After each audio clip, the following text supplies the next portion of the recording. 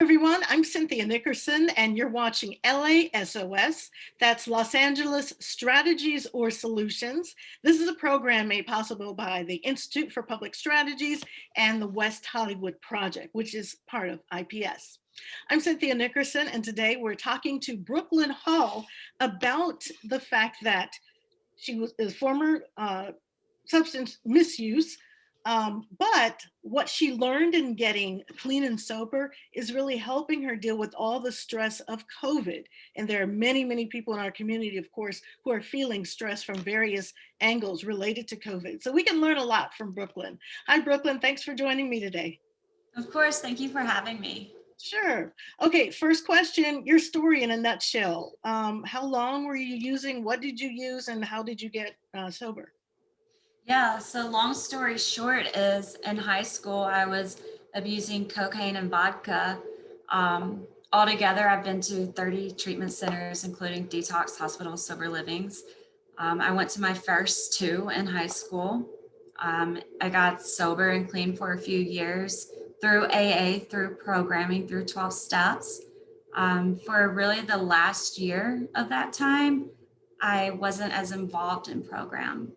So when the opportunity presented itself for me to use, I was hanging out with someone who was active in addiction, and without a second thought, honestly, I had a needle in my arm. And for 6 years, I became addicted to Dilaudid and heroin. And then how long? Okay, so after the 6 years, what finally brought you to being consistently with being sober? Yeah, so, and there were little intervals of like trying to get sober, going to all these little rehabs, never staying, being in detox and still using in detox hospitals. What really got me this time was I had a cousin I was extremely close to and could rely on for everything. And she struggled with drinking. She passed away suddenly, traumatically, out of nowhere. Alcohol was involved. And in that second, I knew that I was going to be the next one. And I would be the third family member to pass because of substance related, you know. And so for some reason in that moment, I didn't want to be found that way, even though I spent 6 years and I accepted death and didn't care. I wanted it actually.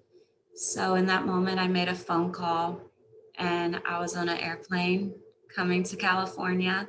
And that was in April of 2017. In September of 2017, a couple months later, I walked into an AA room, which I knew about AA because I had it before. I knew the answer was there for me. And I walked into the room on a hard day. I was struggling and still kind of getting high. And a lady was there, reached her hand out to me. I was surrounded by a lot of women in like 1 second, getting my phone number. They took up my calendar. I had all these plans and I just went with it and I didn't look back. I was completely accepted, loved completely. I found everything that I was missing in AA. You know, I grew up loved and accepted, but I grew up in the South and I'm a lesbian. And so a part of it wasn't accepted.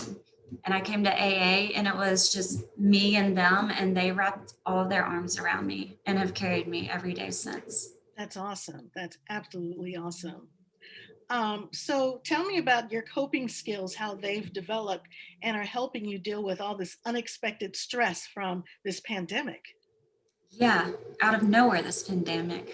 So, before we have had the rooms, after a long, stressful day, I could walk into a AA meeting at night and see my friends, see my old timers, and hug them and talk to them about the day, decompress. We don't have that now. I can't walk into one of my regular meeting halls that I would go to at night and see everyone and be as close like we used to.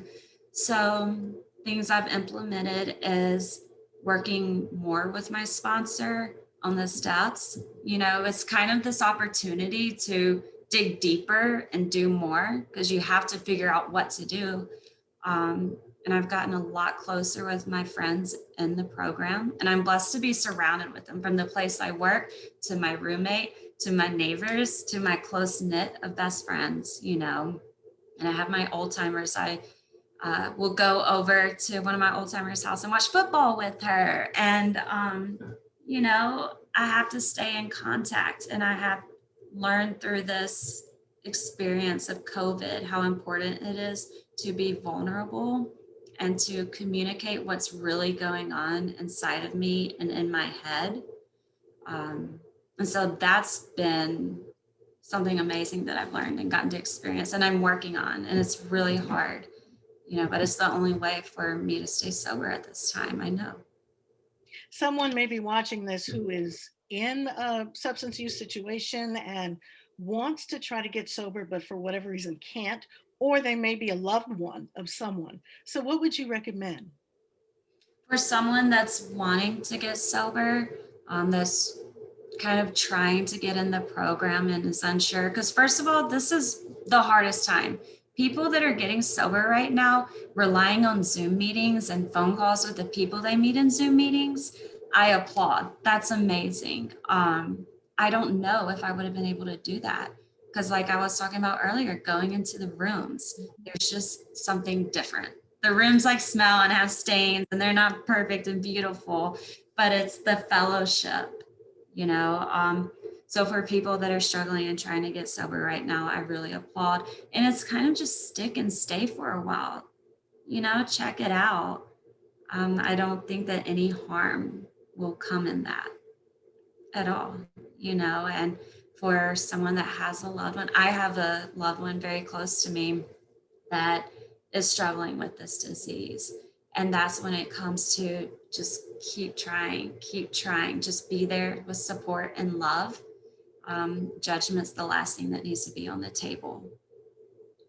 What would you say, as a community, what can the community do, resources or whatever, to wrap our collective arms around individuals who are struggling and given the restrictions because of COVID? Yeah.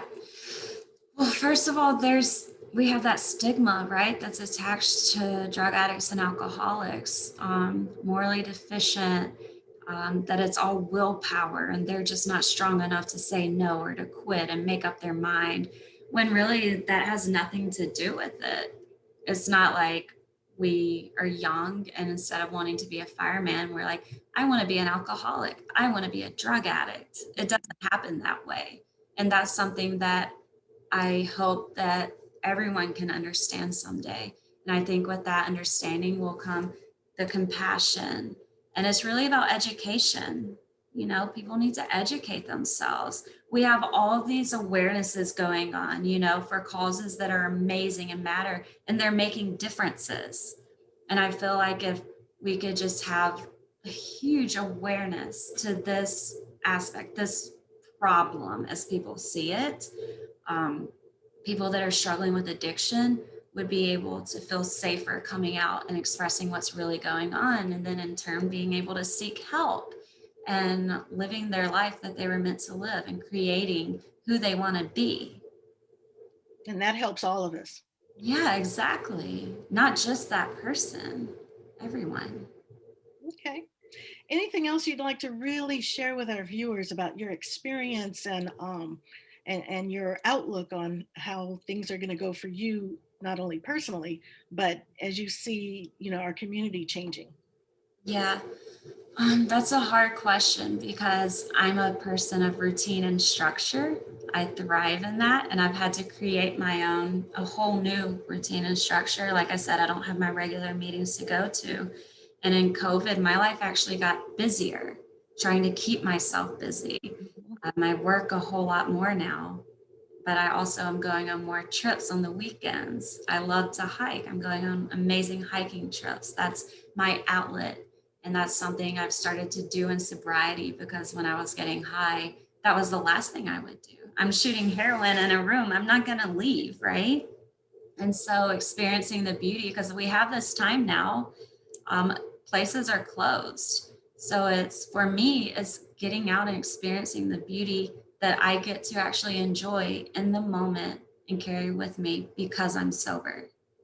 That's an excellent, excellent thought, to enjoy what's around us however we can.